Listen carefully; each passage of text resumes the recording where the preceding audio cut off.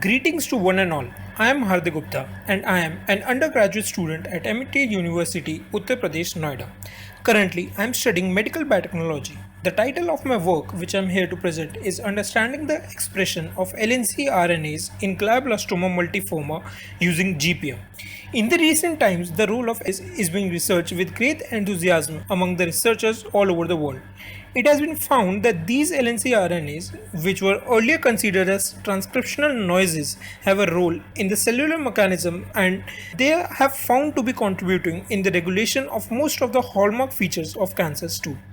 The slide here is showing some of the different type of the LNC RNAs which are being classified based on their position. They are namely intergenic LNC RNA, intronic LNC RNA, sense LNC RNA and antisense LNC RNAs.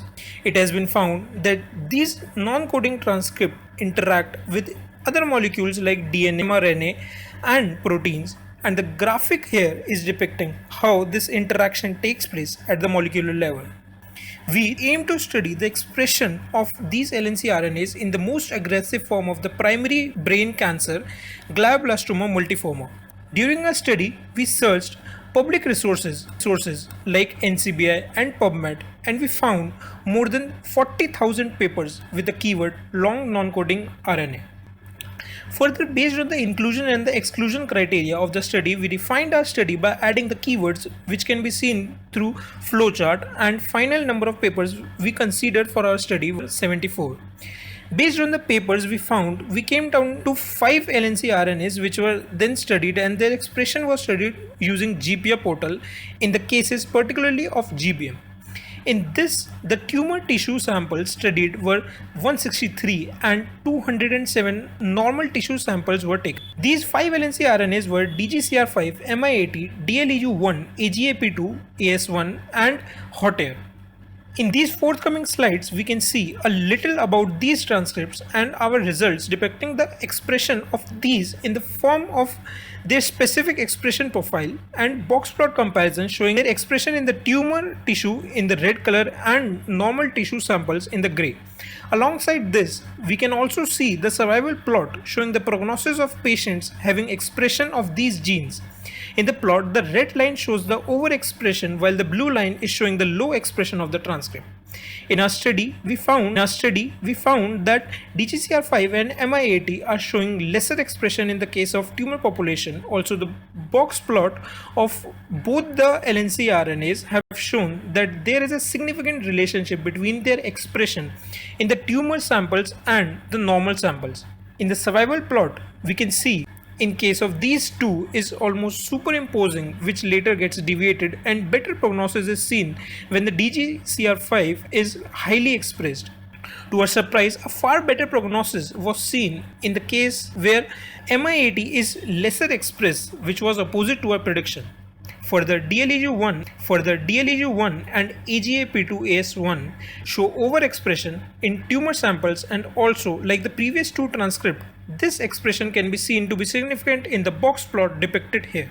Survival plot of these transcripts is also showing a similar trend where they have a similar prognostic trend in the earlier stages, but these can be seen to deviate faster when compared to one seen in the case of DGCR5 and MI80. To our very surprise, DLEU1 showed a deviation similar to that was seen in the MI80 from the presumed prognostic trends which were expected, and it showed slightly better prognosis when there was a high expression of the transcript. The last LNC RNAs which was studied was HOTAIR, and it showed the overexpression in the case of the tumor samples. But a very interesting result we found is that the box plot is not giving a significant relation between the tumor and the normal expression, while during our study we were not able to find a single paper which has depicted this in their study. The major results of our study can be concluded as shown. Regarding the variation which is seen in the case of MI80 and DLEU1, we are predicting that there may be some other molecules or transcripts which are influencing or getting influenced by the expression of these LNC RNAs.